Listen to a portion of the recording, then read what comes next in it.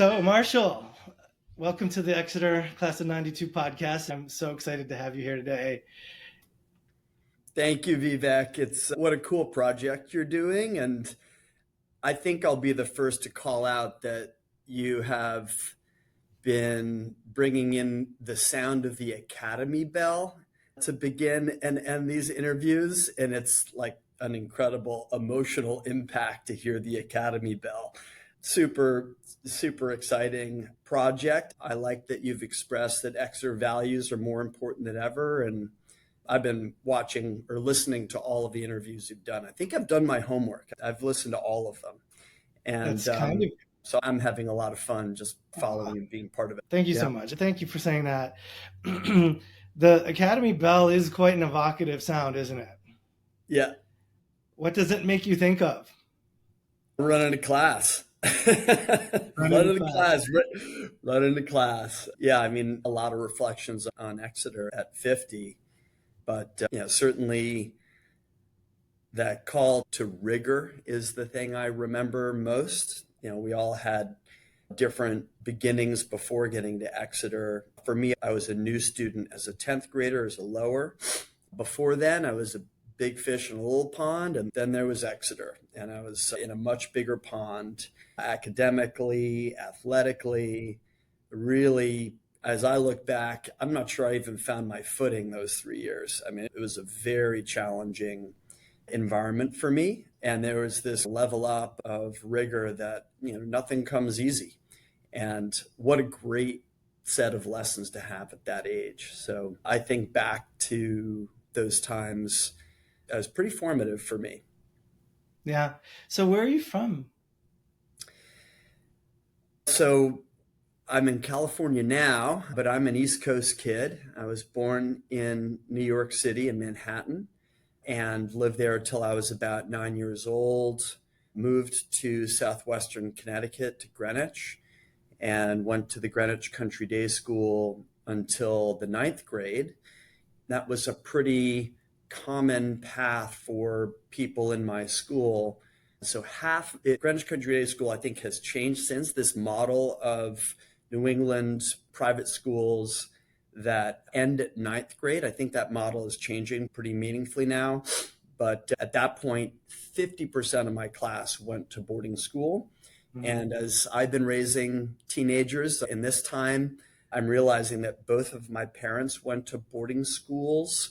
My brothers went to boarding school, and my wife did not. It's not at all part of her background.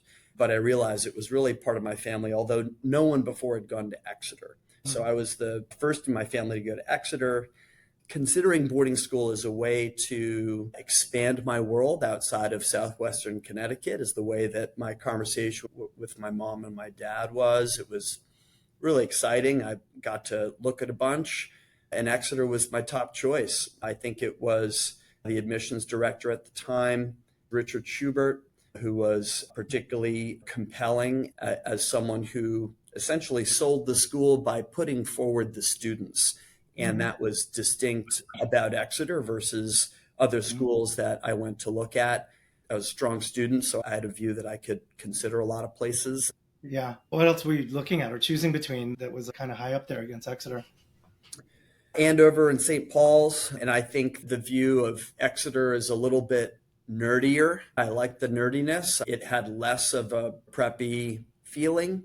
It had leaned into diversity in a way that I didn't feel at other schools. So that was all really attractive to me. And whenever that was, 1989. 1989.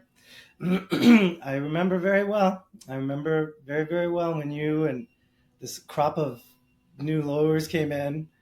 And I just remember thinking, who the hell are these guys? Like, our class just doubled. What just happened here? But for the better by far, clearly. I mean, we were probably a class of 100 and 120 preps maybe. So I think we doubled to about 240-ish, something like that. So coming from Greenwich Country Day, was this a big adjustment for you when you got to Exeter? Yeah, it really was, even though, I had strong academic training. I thought I could write. I definitely didn't know how to write, but I thought I could write. Math was pretty good. Those things all went well. I was a Latin and Greek student, so ended up graduating with a classical diploma. I absolutely got my butt kicked by Mr. Thomas, Mr. Moranti, Mr. Woolley. So those were extremely challenging classes, even though I felt like I was well trained. So yeah, was I prepared? Not really. It was Yeah. just a real step up. This whole big fish, small pond thing is something I hear a lot, Yeah. right? How did you handle this no longer being a big fish in a small pond when you got there? Not well. I mean, honestly, in reflecting on educational pathway and environment, I mean, I look back, I had a very blessed path. I'm without a doubt a child of privilege in a certain way. Of course, privileges change over time and in context, but I had a loving family. I had loving parents. I had parents who gave me a strong set of values, to appreciate what we have, to take what you find and make it better with your life, to combine knowledge and goodness. All of those sets of values were part of how my family raised me. So that all was familiar, but who was I and what was I going to do with it? How did I handle that? I didn't handle it that well, I got to say. I was reflecting on this. My youngest son is 11. He's a sixth grader. And someone on WhatsApp sent around this, remembering, for the first time, I got into plays. Like at least 2 of the 3 years, I did a play for the fall semester. I think I explored. I made new relationships. I think I was looking back and actually seeing this in my own kids. I think I was socially courageous to not only talk to people like me who I felt comfortable with. I had really meaningful relationships across many otherwise barriers that most of us feel in Mm-hmm. high school. So one of them that was meaningful was a woman named Priya Wadera, who was Mm-hmm. 2 years ahead of us. Mm-hmm. My friendship with Priya was meaningful for years. Those relationships, whether it was Priya or Nina or other folks, there are people who I haven't heard from in years. Jamie Ingpen was a close Mm-hmm. relationship for me. We'd go skateboarding in town until the bell rang at the end of the night. That's what I remember, is a lot of individual relationships with incredibly interesting and wonderful people. That's a really special community. Are you still in touch with those folks? I saw Dan Klaus last weekend. He's in town for a conference from Southern California. I do see Nina. She and I are both in the biotech space and she's local. There are various people I see. I'd love to see more people more often, Yeah. but something about the timing of the reunions and my anniversary and my kids' birthdays, it just never makes sense to go. So, what happened to you after Exeter? What happened to your journey? I ended up becoming a doctor and I ended up going into industry to make new medicines. That's what brought me out here to California. And then about 8 years ago, I started a company to do that on my own. That's been the professional path. The personal path, I got married to a wonderful woman I'm still married to over 23 years. We have 3 boys, 16, 14, and 11. I moved out to California to work at Gilead Sciences, to work on HIV medicines about 15 years ago. And all the rest of it, of being 51 and having the world change, family change, all of those things have been in what's happened since Exeter. I applied to colleges and I got a deferred admission to Harvard. After a lot of consideration and discussion, I decided to take a gap year. And that meant that I would take a year away and then start as a freshman at Harvard. That year changed my life. It was a little uncommon to step off of the so-called conveyor belt. We all worked hard, and to stop was a really jarring thing to do and really helped me find my footing. Because I had taken Latin and Greek, one idea was to actually learning a language I could speak. So that's how I began, is let me spend the year learning a language, and I chose Spanish. I thought that would be practical. And then I constructed a year that included 3 parts: part in Mexico, learning Spanish and teaching English to kids in a beautiful town called San Miguel. I still speak Spanish. It became an important part of my medical practice. Second, I was interested in the rainforest and biodiversity. I thought I might pursue that. So I went to Ecuador and lived and worked in the eastern part of Ecuador, a place called El Oriente, and worked with very few people around. Realized that I liked working with people, could not commit my life to plants and trees. And the third part of the year, I ended up working for Dr. Nancy Wexler, who assembled a team to focus on researching the neurodegenerative disease called Huntington's disease. And she had this project in Western Venezuela in Maracaibo. And I was an 18-year-old kid who could help translate Spanish and English at that point, and helped her and a team of neurologists, geneticists, and psychologists do their work. And it totally lit a fire in me in two ways. One was, oh my God, you can become a doctor, you can learn a set of skills that is relevant anywhere in the world. We're all human, and a physician can help anywhere in the world. And as an 18-year-old kid, that in some ways solved an existential problem of what do I do with my life? What is a good life?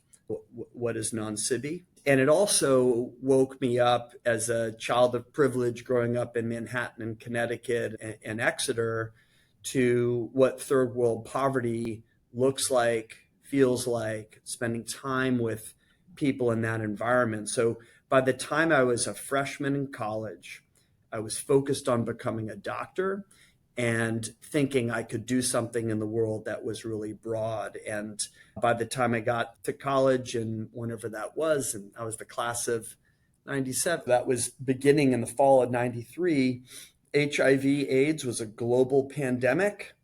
There were professors at Harvard that were doing something about that, not only from a scientific and medical perspective, but also from a global perspective. A man named Jonathan Mann was a professor at Harvard College teaching about health and human rights.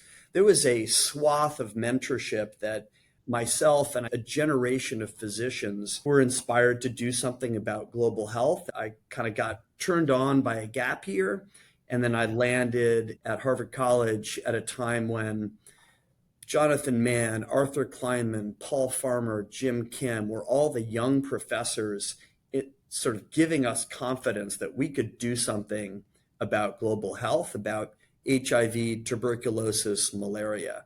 And that's really what started my career, Vive. Incredible, Marshall. Wow. So there was not a kind of inkling of, oh, I'll be a doctor when you were in high school at Exeter at all? No. Wow.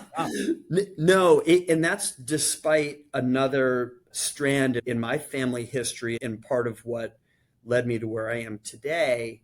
My family has been connected to biomedical research through a woman named Mary Lasker, who's my great aunt. She started the Lasker Foundation. So the view that biomedical research is an important social good, it's an important role for the federal government to fund basic research and drive innovation in what we can do in medicine and public health. That's been in my family for a while. Part of my story at this stage is to recognize that makes up my values, my family values, part of what I was given once I decided to become a doctor for those kind of independent reasons, that nicely alighted with trying to recognize that gift and carry forward a set of values that came from my family. So did that kind of help, in a sense, your sense of self to validate your purpose and mission in life and give you a sense of grounding that, okay, this is where I'm meant to be, this is who I am? Yeah. We tell ourselves stories. Sometimes we reach back generations. I know you've had a connection to India. You started the Exeter Indian Society of Exeter. Yeah, I tell myself a story that my great aunt was an advocate for health, recognized at a time, she was born in 1900, women's suffrage when she was in her early 20s. The She was 20 years old when she got the right to vote. Isn't that wild? Like, think of like a young woman empowered at a time with the right to vote, The Spanish flu of 1918. We had COVID. They had the Spanish flu of 1918. Imagine that happening in high school and college to your generation. And so I think a lot about her life and her story. I feel connectivity to it. And I feel, part accountability to it. That's brilliant. So I definitely, you mentioned Exeter Indian Society. Someone else founded it, but I ended up becoming president of that group. Yeah. And I think the late 80s, early 90s was a time when was this question of what is diversity and multiculturalism, or what is the value of these things, and where do you place yourself or locate yourself into that, was a conversation. It certainly was a big one for me. It is kind of inspiring to hear you reach back into family history to find that connective tissue to what you do today, which is kind of amazing and super cool. I think I am the first doctor in the family. My dad's 82. He's still alive. He's actually in California visiting us. Got to show him my office this week. He's down visiting my nieces right now. Yeah. We lost my mom a few years ago. She was an artist, went to RISD and worked with Dale Chihuly in the glassblowing studio, and then became a homemaker and really raised us, but was an incredible force in my life. And my father was a businessman, first worked for First National City Bank, became an investor, and he invested in biotech. So he did connect to science and medicine early on. And his story as a businessman really is the story of the rise of biotech. One version of that narrative is, we've had pharma companies for close to a century. This is like coming from the German dye industry, making small molecules and sulfa drugs and antibiotics that grew into chemotherapy, but these are all pills you take.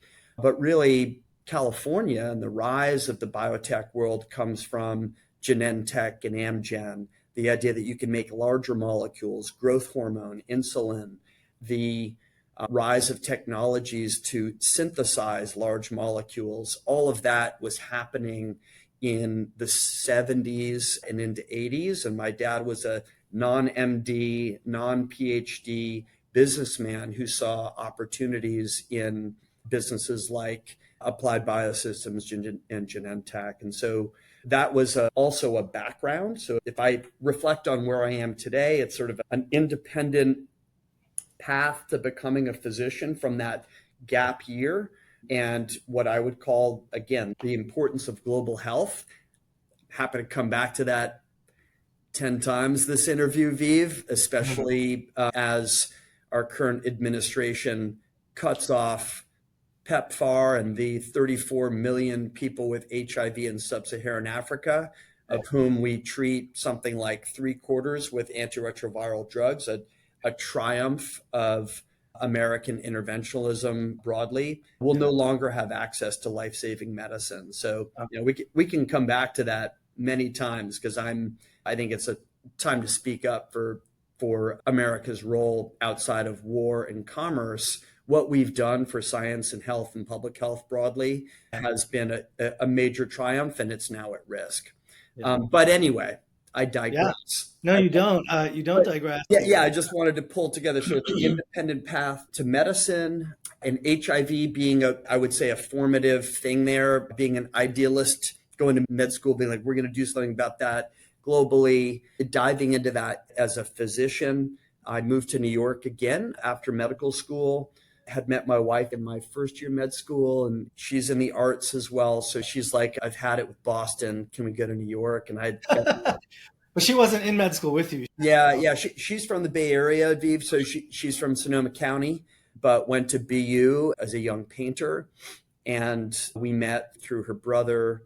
I had just started med school, and we met during that time. And so anyway, we moved to New York, became a physician in HIV. But for me, what changed things really comes from HIV. So HIV was a death sentence in the early 80s. By 1996, we had a cocktail of medicines that saved lives. We called it highly active antiretroviral therapy. And it really was 96. We saw mortality from AIDS took a nosedive because of those medicines. And to see that happen as a physician changes your life. At one point, kids diagnosed with leukemia would die, and once Sidney Farber invented chemotherapy, those kids don't die. I think this is an untold story of the triumph of biomedicine in the last 75, 80 years. We've done it for certain forms of cancer. We've done it for HIV. We've done it for hepatitis C. What we're working on at Vera right now is we're in the autoimmune disease space and trying to advance that field. So that's what I'm passionate about, being a physician and then turning to science and saying, how do we bring science closer to medicine? I think I like to Wow. say science is medicine's best hope. And what I do now is use the power of American business to make that happen. I think it's challenging to bring science all the way to a new medicine without business in this current environment. And so that's been my learning curve, so to speak, over the last Yeah. 15 years.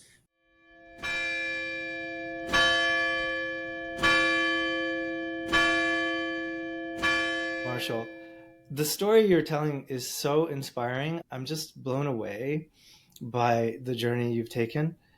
And I just have a couple thoughts that I want to run by you on this. The gap year clearly opened your eyes to this whole potential to do good in the world. And then you did what you have to do, get more education, get professional qualifications, and so forth. And then as you became a young doctor and saw the impact of these drugs on HIV, it inspired you and you connected to this idea that not only could you become a doctor, but you could get involved in developing drugs and scaling that impact, right? So just bridge me from that experience as a young doctor in New York City to your career in California and how you became involved in biotech. Yeah, I do think it comes back to non-SIBI. I do think that we all have a version of privilege as Exeter graduates. Mhm. Probably all of us figure, how do I give back? It's also important to figure out, like, what can you give and what are those tools? Am I making the most of the potential tools that I either have available or could be available? From being a physician, I love seeing patients. I loved being a physician, both in the clinic and in the hospital. And there's a deep part of me that misses some of that work. But I've always had an interest and appreciation for science, probably because of this Lasker connection. Always loved my science classes and did well. And so I took some time in the lab, went from internal medicine training in New York at New York University Bellevue. I spent a year as a chief resident. I love to teach. I love to go deep on subjects. And that, as I think about the development of my current curve in leadership, being a chief resident at Bellevue was kind of the last stop before my business life grew. But I really loved the teaching aspect. But once I became, then I did a fellowship in infectious disease, which is roughly 3 years. The first year is super intense. You're spending all of your time seeing patients, carrying a pager around, getting paged for anything in the hospital. I did my fellowship at Columbia Presbyterian Washington Heights, which I learned is where we heard about Washington Heights from Shana, actually. So I had a clinic up there, and I took care of some young patients with HIV. And there was a clinical question about how to treat acute and early HIV that needed a scientific answer. And I made that my fellowship project. And that drove me to the lab. I had a patient, and this happens in the field all the time. You got a patient, you got a question, the only answer has to be driven by science. And so I went to the lab for about 3 years at a place called the Aaron Diamond AIDS Research Center, connected to Rockefeller. I was an MD in a lab, and I was definitely a fish out of water. I'm not a PhD scientist. I'm not a great pipette guy. And yet I knew that that's where the solutions were. And through that, I got involved in a project that was developing a new medicine for HIV. We were put in front of FDA, and it kind of turned on a switch for me, like, oh, you can make a new medicine and there are mechanics here. And I was doing that in an academic environment, which frankly, at that point, I must have been in my 30s, and I was wise enough to be like, wow, this is disorganized, and I'm sure this could be done better and more efficiently. And I think many people who work in academic medicine can appreciate that incentives aren't well aligned, things are inefficient. You're always writing grants, so those inefficiencies started to mount, and I was aware of them. And I started getting calls from recruiters because they were looking for talent from the academic setting. That got me interested in a couple of different jobs. And then I got really interested. I'm like, that's something I want to do. I think I had my second that time. I definitely had an economic need, a child of privilege, but not with a trust fund. I didn't have a pile of money either with me or waiting for me. So I've always needed to solve my own economic future. I married for love, married an artist and now a teacher. So that didn't solve it. Marrying well is definitely one strategy. Yeah. Well, marrying well is, for Yeah. me, marrying well was marrying an awesome woman, but it didn't come with a Right. pile of money. And so, everyone has to solve their economic life in some way. It was her call actually to ask both sets of parents to bring in enough money to buy our first apartment in Manhattan on 35th and 3rd. We had a one bedroom apartment. Then we had our second kid. We did well and sold that apartment. And we actually bought a building in Brooklyn, a 3-story brownstone out by Leonard Street and Driggs. We could make the math work to live on one floor, rent out the second and third floors. I'll never forget, like, crying baby, pager going off for the ICU. It's winter. The roof was leaking. I'm getting a call from a tenant. I was like, wow, this is like, something's going to give. This is life. Yeah. Real. And then the two things economically that were tough on my mind was, we've always combined our economic life. We review the bills and we call it tea and ice cream. So tea to chill out, ice cream to kill the pain. And, we're spending more than we made. And all the friends would get married and it would be like a $2,000 weekend. And I'd be like, I know. I can't even afford to see my friend get married. So that was one pressure. And the other was ultimately doing math for an education. I did not want to rely on a scholarship path. It's not a path I took. I wanted to be able to afford an education for my kids. So those were the two stimuli that said, I've got to make more than whatever it was, $80,000 a year, living in New York with my wife who made less and two kids. And there were some real stresses. So going to industry absolutely solved an economic problem for me. I was sort of torn about it at the time. Looking back, I think I was making the right choice. And part of taking care of my family that I share with my wife in whatever way. While you might think of it as traditional, that I happen to do the earning in this pair, that doesn't matter to me or my wife. She does a ton of work. She works harder than me. We share all aspects of how we run our household. So anyway, it's worth being frank about that stuff because I do think that as people navigate non-SIBI in their life, part of it is, do I want to have a family? How do I take care of that family? And how do I continue to serve? I'm sure many of us think, and I certainly think, part of how I serve is raising good kids. Now that they're teenagers, keep trying to not screw that up. So, Marshall, all of that really resonates with me as a dad as well. It's just that this is real, right? And I think what you're talking about, sort of balancing a desire to do social good and to be able to give back, but at the same time, you have economic realities where you just need to first take care of yourself, then take care of your, kids and so forth, like your core nuclear family. And then you can kind of take care of others beyond that once that's right. And they don't make it easy in America for that. I spoke to Gloria Riviera last weekend. We had this 2-hour long chat. We didn't record it, but it was this conversation about her podcast that she's been doing. And it's really all about this central question of childcare in America. And I think it's titled "Nobody's Coming to Save Us." Her podcast is amazing. It really looks at life in America through this lens of lack of adequate childcare is sort of like the core root issue of so many downstream other problems. And I know from being in California, we both live in this state. It's such a high expense state. Yeah. 90 grand a year. Yeah. Yeah, I remember even after I took my first industry job, and I was like, yay, I made it this far. We sold our place in New York, and I bought a little place in the Right. suburbs on the peninsula. Yeah. And I'm like, phew, I made it to the suburbs and I can afford my family. Fantastic. And then one time I sat down with a spreadsheet. I'm like, how expensive is college now? Yeah. How expensive will it be when my kids are of college age? And my eyes popped out of my head. I'm finally there, and my son's looking at colleges, and he'll apply in the next 12 months or so. Yeah, the math was right 16 That's years right. ago. So, anyway, yeah, stuff's expensive. It's real. No one's going to do it for you. No one's going to come save you. The Right. child. By the way, I love you mentioning everyone you talk to. Glory, what amazing people! I just think our Right. class is so awesome. Makes It me is. smile. Yeah, the childcare thing's interesting. I've seen it from a variety of angles. I run a business now. We've got 150 employees. One of my close executives has had 4 babies during the building of this business. This Yeah. is a pre-revenue biotech company.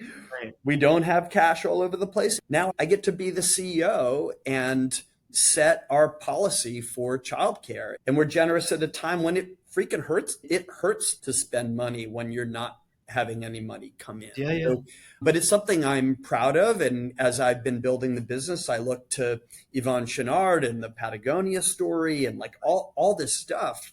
And yeah, we've got a problem in this country around all of these costs. And We really. you just did this whole thing with Sean Davis on housing. I mean, that was a fascinating interview. But yeah, I don't know. There was one comment that was like, it's you're in distress if you're spending a third of your income on housing. I was like, I thought that was like just the basic math. How about education? I'm sleeping in the bed I made. I'm pretty sure that I've spent more than half of the money I've made on education so far. Um, Hmm. More Agreed. than half. It's Yeah. aligned with my values. Like after food, shelter, and water, it's all about education. I got to make sure my family gets an education. I wish I could do more broadly faster. That's been a priority. Yeah, yeah. Well, listen, man, I agree. And it is a reality. And you got to balance all of this. I mean, what I take from your story is you have these incredible talents and you're putting them to work. And, you go from being a clinical physician to seeing the incredible impact of science and lab work and pharmaceutical development and how that literally changed people's lives from the choice between life and death. I have plenty of friends who are HIV positive. Okay. And they rely on this cocktail that you're talking about. And I'm aware of the fact that over the last 30 years, this went from like a 12 or 20 pill kind of regimen several times a day down to constantly getting more and more efficient to now I think it's possible that folks who are HIV positive literally have 1 pill a day and there's no trace left at all of the virus in their system afterwards. Is that right? That's right. Yeah. So that's the innovation that Gilead brought. Gilead, the company where I worked, it was an amazing company at an amazing time, but we called it the single tablet regimen, or STR. So 1 pill once a day treats HIV and avoids AIDS for a lifetime. As long as you've got access and take your pills and etc. So just last week, Vive, here in San Francisco, the annual HIV conference, which is called CROI, the Conference on Retroviruses and Opportunistic Infections, which is the old euphemism, because I'm sure no one wanted to have a conference that said the AIDS conference back in Mm-hmm. the I 80s and see. 90s. CROI was held last week, and my former colleagues from Gilead were presenting data on 2 injections a year can either treat or prevent, or both treat and prevent HIV. So it's initial data, it needs to be confirmed in larger trials. But that means that, what is a vaccine or a cure? I mean, it's like 2 injections a year. That's transformative. So if you think about, HIV in sub-Saharan Africa, particularly in young women who don't have great control of their sex lives for all sorts of social reasons, even taking 1 pill once a day can be challenging or dangerous. Right. And so 2 injections a year is a massive advance for public health Right. globally. So those are, I think, for our generation, as science has translated to serve medicine. And I don't overcredit pharma or biotech. Credit everybody, patients, patient advocates, what gay men did in New York and LA and San Francisco, what Keith Haring did with art to say, look, we got to do, they transformed FDA. So Yeah. it, like the story of HIV, and my wife teaches at California College of the Arts in the city here, gives a talk on design and art and its role in what we've done for HIV. It's a story that we know because of our particular vintage or generation Yeah. that young people don't know. I know there are problems with drug pricing, there's problems with access globally, there continues to be problems with stigma, but there's so many success stories in Yeah. how humans responded to HIV. Right. It's a total inspiration. And Marshall, like, yeah, wow. I just remember being in like a Harkness table English class with you. We had a lot of classes together. To see you have had this whole life, man, is so inspiring. I really thank am. you. Just Thanks for so saying that. You know, incredible. pride is a funny one for any of us children of privilege, but I can finally say at 51, I'm proud. A lot of this has been good fortune and some good luck. And I know I've worked hard too. So Yeah. there's been plenty of challenge. I love the parable of the Chinese farmer who, oh, you're so lucky. Well, who's to say if this is good luck or bad luck? And the next Right. thing happens, oh my gosh, you're so unfortunate. Who's to say if it's fortune or not? I love that because, I really like this moment for your podcast series because 50, this is way more interesting to do it, I think, at 50 than at 40 or 30. There's a lot less posturing about what I've done and a lot more reflection. There's been enough time for failure and loss. And Hmm. how can we not all feel that with the current Hmm. state of the world? So, yeah, I mean, I've had plenty of loss, Vive, other than losing my mom. I lost my older brother about 5 years ago in a tragedy. And so who's to say what's lucky and what's not, frankly? Yeah, my man. I feel you. I wanted to get to this subject actually. Being 50, what does that mean? Maybe on another podcast, you can take us through your specific work around, how you go from stage 1 to 2 to 3, where you are as like a pre-revenue biotech company, or maybe we'll have time later for that. Because I definitely think it would be really interesting for people to learn from you. Like, what does it mean to bring a new therapy to market? You've mentioned a few times about bringing the power of American business. Being from Silicon Valley, what I hear when I translate, hearing that, it's like you have this perspective as a clinical physician meeting patients one on one. By the way, my wife's also a physician. She's a pediatrician. Mm. My other two sisters are doctors. So there are a lot of doctors around me, and I hear a lot about that life. And so I have a sense of the different options and different lifestyles you can have as a physician with a medical degree. You could be a clinical doctor, and you could be a doctor that's in the lab, and you could be a doctor that's out in the community. There's lots of different ways to have that life. And you've kind of evolved from one version of that to the next. And each one has had tremendous new impact and scale. But it means a lot to me to hear this idea that you're using American business, and having 150 employees right now at a pre-revenue company, which for the listeners is called Vera. Am I saying it Vera or Yeah. Vera?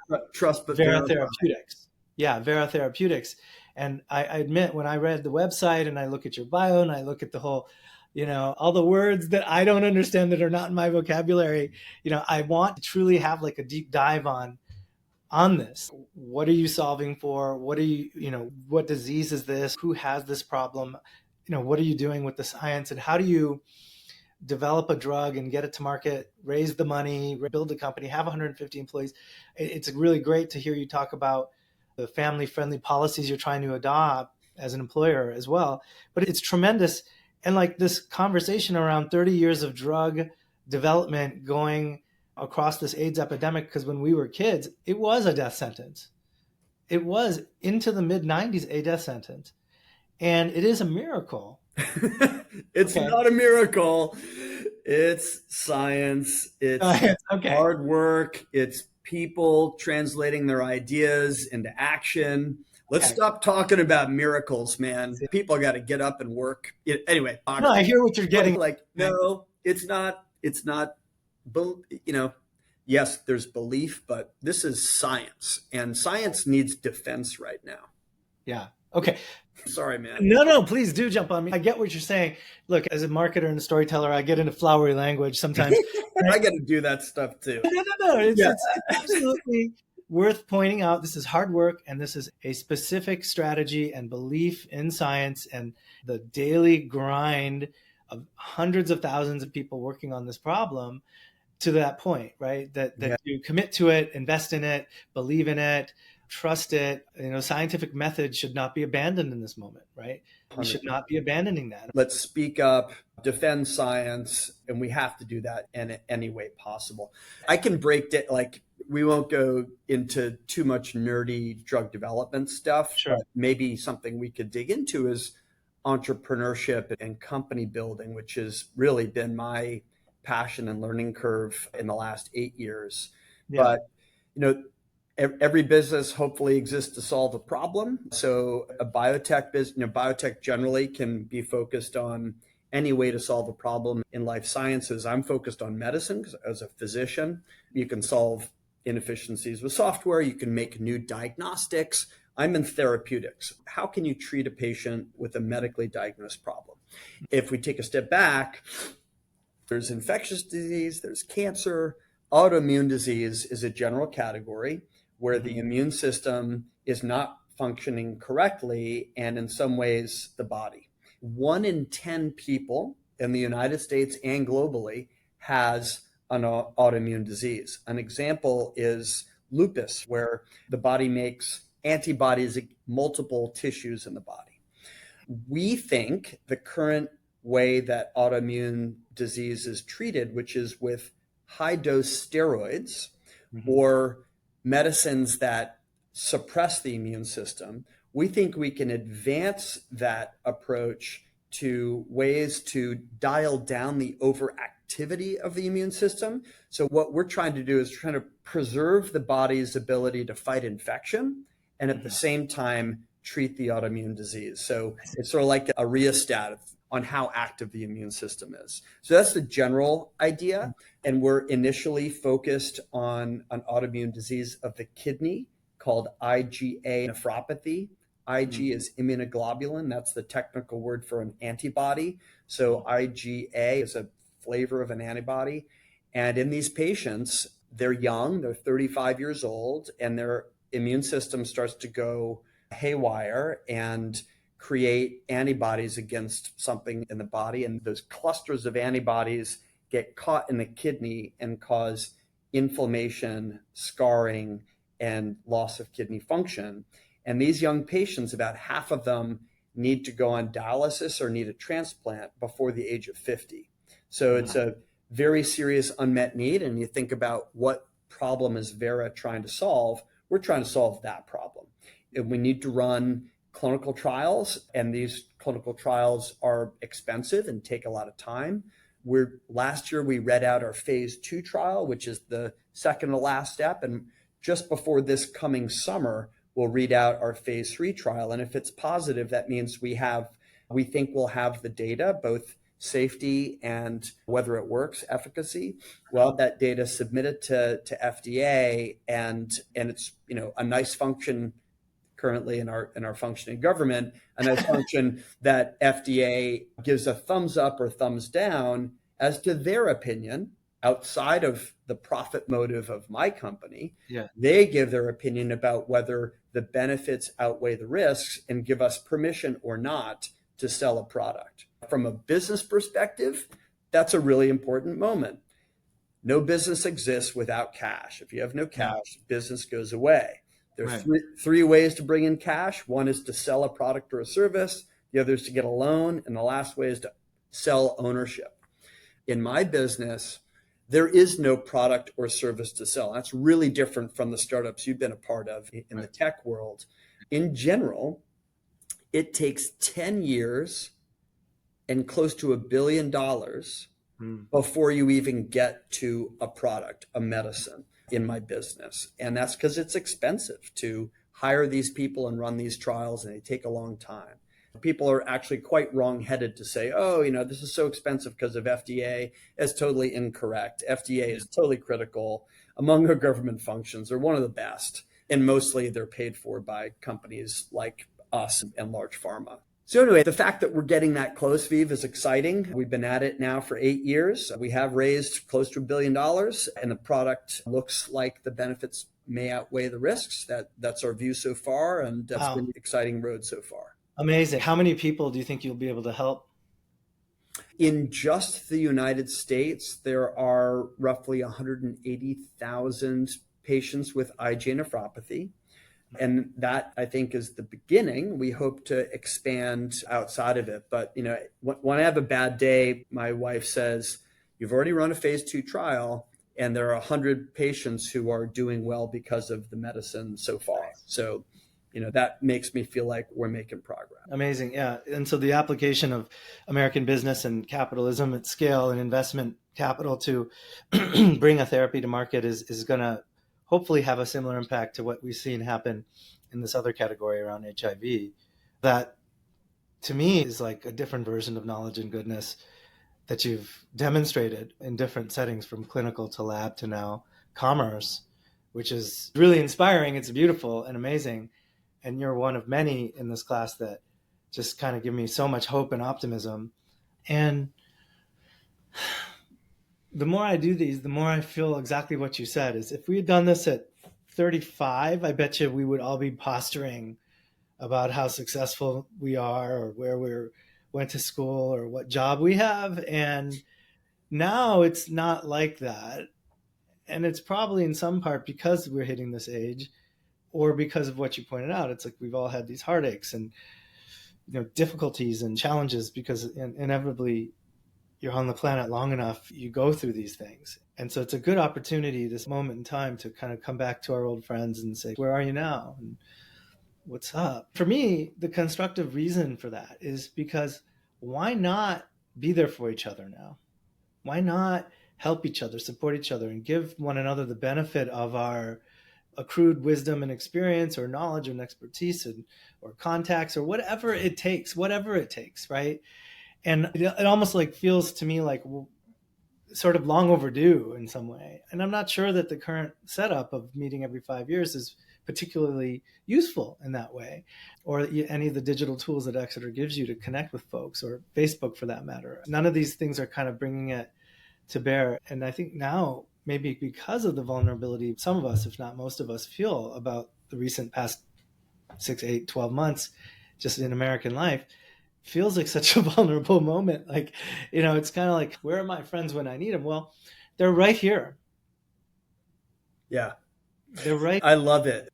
I come back to the idea of vulnerability. I think that vulnerability is the basis of trust. And sometimes that's a choice that you can make. You can decide to be vulnerable and invite a deeper sense of connection. And sometimes vulnerability is external. It's like, holy cow, look what's going on. We need each other. That's something that I take from my mother's life, who really had the courage to be vulnerable. She really put herself out there in conversations. And look, some people judged her and moved on, and others were strongly drawn to her, and they knew that they could build trust on this foundation of shared vulnerability. And I think, that to me is the basis of a real relationship, where you have the freedom to freedom to fail in your conversation, in your relationship. Yeah. Tell us about her. What was she like? Oh, yeah, I'll go on. Yeah, my best time with my mom was in the morning with a cup of coffee and a conversation, morning light. So, yeah, that's the part I miss. But yeah, she was always down for a deep conversation about whatever was on your mind. And I have her on my mind these days because I'm raising teenagers, 16, 14. I'm the 11-year-old coming along. And she loved teenagers. And remembering her helps me lean into these years where my boys are really reaching for their independence. And it's something to celebrate. It's really something to celebrate. Mm-hmm. Mm-hmm.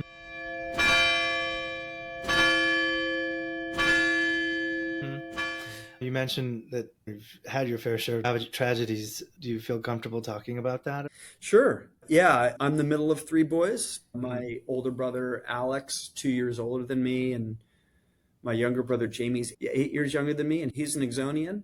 My older brother died tragically while on the Russian River in 2020. It was a hard year for everybody for all sorts of reasons. His family still lives in Bonnie Dunes, just north of Santa Cruz. The Warnella fire, if you recall, was burning and got within 50 feet of his home. They had to evacuate, didn't know if his home would be there. So he was under a tremendous amount of stress and, was unfortunately in a position on the Russian River where he drowned. It was a shock. It was too early. He was 48 years old. His life was cut short. I'm so grateful. I'm close to his daughters and his wife.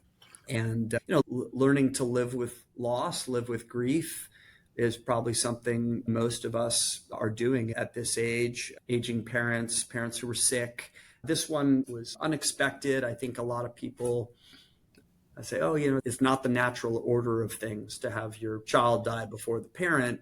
And as my parents experienced that, at the same time, it's like, well, they're not the first. This does happen. Children do die. My brother lived a really fulfilling life. He packed a lot into 48 years. Wow. Absolutely like joyful person. Yeah. Yeah. This thing about turning this age and dealing with those sorts of things that have happened, how do you deal with it, Marshall? How do you get the strength to resolve and move on? And I don't even know if that's what you're doing. How do we do this? This is what Gloria and I were talking about. It's like, how do we do this? Yeah. How do we do this? Yeah. Because it's exhausting. It's tremendously difficult. This range of issues from childcare to aging parents to various moments of grief and loss. How do you do this? Yeah, it's a different set of challenges, Vive. When we were 15, it was dorm and being an adolescent, thinking about girls and Latin class being hard. And I feel you. I mean, parenting is one of the hardest things I think I've ever stepped up to try to do. Handling family relationships over time is one of the hardest things. To me, I think one of the potential answers is don't do it in isolation. I think we all learned that in a certain way coming through COVID. Isolation is not what we're here for. I think we're here for community. I think that we need to talk and we need to listen to each other. I think listening is love. And I think that's the foundation of how we create a life worth living. One thing that has taken me a long time, it took me so long to find my footing. I think I have it better now than I did before. And some of that is about taking care of myself. Like starting this company 8 years ago, I was like, okay, I'm putting my health at risk, my family at risk to just go all in. And I know it's going to be intense. And so I set out three priorities. Uh-huh. One was to take care of my own health. Uh-huh. The second was to take care of my family. And the third was to build a business and have the most impact I can. Yeah. But starting with taking care of oneself, like that's hard to wrap your mind around. That's both mental and physical. 50 years old, your metabolism's slowing down, can't drink as much as you used to, can't eat as much as you used to, self-doubt rattles in your head, like all those things. And I think that's one of the most important things to do your best. And I can't do it in isolation. I take inspiration from everything, Vivek. I need music. I need art. I need friends. I need nature. I mean, think of what we get. Neither you or I are from California, but as you said, it's a beautiful California day. And I live out in the outer sunset. I stay connected to the ocean. I've been surfing my whole life. When I was at Exeter, I used to get the Exeter taxi company to come pick me up in their station wagon so I could fit my board in the back. It's the one sport that I never got priced out of as I was going through, training and such. And that keeps me healthy. Stay connected to nature so I remember I'm just a small part, have a reason to try to stay in shape. Take care of yourself. And I mean, people should say it out loud. You got to love yourself. You have to learn to love yourself in your life. And that's really hard. You might think on my own, I can't do that. Not with my setup. But I think everyone needs to find their way to that somehow. Maybe it's impossible. I don't know. I don't have an answer. But I think that self love's a pretty important thing to try to come to grips with in one's 50s. Yeah, that really resonates with me. That is actually harder than it sounds, for sure. But every trial I've had, I think at some point it does kind of come back to the central issue, right, of valuing oneself, just more like the basic self care. Like boundaries is a good example. Like I kind of, as the eldest son in an Indian family, jumped into this expectation of like, you just do for everybody else and you're expected to, as the eldest, to take care of everyone else, make sure they're all set and just jump through hoops for everyone in the family. I did that well into my 30s. And I think setting boundaries as well has been something new for me. Totally resonate with that, Vivek. And I think in my medical training and in my nonprofit work in global health, I saw a lot of martyr like behavior. And that happens in medicine all the time. And it takes time to kind of decide, do you do that or do you not? And my reaction to it was that's not sustainable. And ultimately, you're not helping other people if you are not taking care of yourself. Yeah. So that feels to me like the thing that keeps coming up is like being in their early 50s and sort of looking back and reflecting and having gotten past the posturing and having gotten into the, okay, here's where we're at. And it's great. And I'm happy for the most part, but I sure could use the support and love and kindness and sort of community again, right, of the people I grew up with. And I really am enjoying that. And I hope this little piece of digital media and content can support that idea. So, yeah, I think it's been just kind of an incredible sort of experiment. And I know these are very damn long episodes in some cases. So, people can cut to the chase and sort of fast forward or put it at 1.5x and do whatever. But hopefully they listen and get something out of it. And one of the cool things I'll say is I find out later after the fact that somebody will have listened to an episode and then they'll go and call the person that was interviewed later and be like, wow, that's happened a lot, actually. So that's been another cool thing about it. I love it. Yeah, just kind of listen to yourself. First of all, it's, again, an amazing project. It serves you in reaching out to community and breaking down isolation. And it serves us. It's really what you're doing is a gift. I think it's fantastic. And by the way, you sold me on the long format. I was like, I do these kind of business oriented podcasts plenty, and it's 10, 15, 20, 30 minutes tops. And you're like, no, let's do the long format. Let's ramble. And I've loved listening to the long format. It usually takes me at least 2 drives to get through an episode. But yeah, I love it.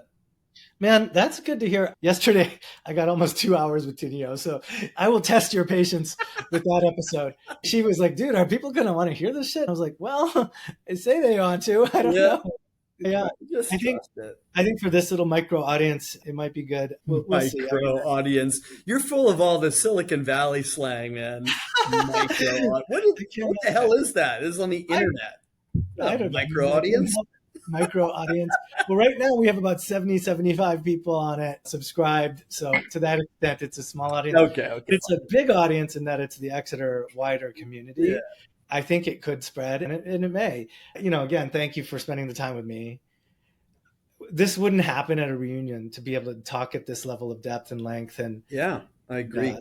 That's why, it's kind of fun to be able to do this. Maybe we'll keep on doing it. I am getting to the point where I need to start to either get more help or release these more slowly or take a break and do season 2 later in the year or something like that. What other alums from our class would you love to hear from if I could get them? All of them. Yeah.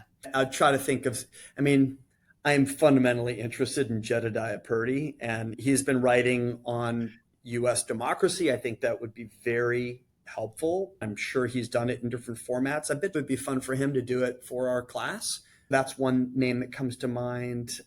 Someone who I got to know a little bit during one of our reunions was Anna Kime, and she was a business owner really soon after college or something. I'd love to hear what Anna Kime's up to.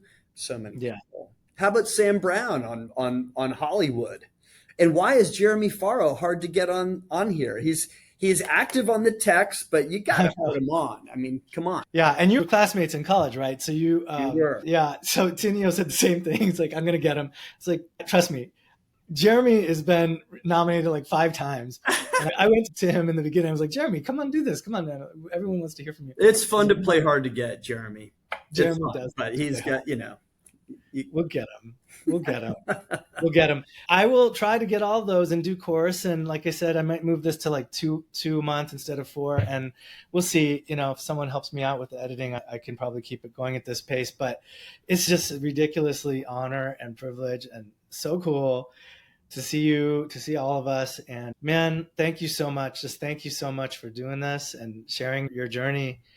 It's quite fabulous, truly quite fabulous. Boy, inspiring. I just love what you're up to. And man, it's just really great. Just great. Thank you, Viv. And what you can do with this project, you've already done a great amount. Listening is love. It's a real act of love. So thanks for doing Love, brother. I love that. Yeah. Listening is love. Thank you so much. Cool. Talk soon. Soon. Call me anytime. Bye.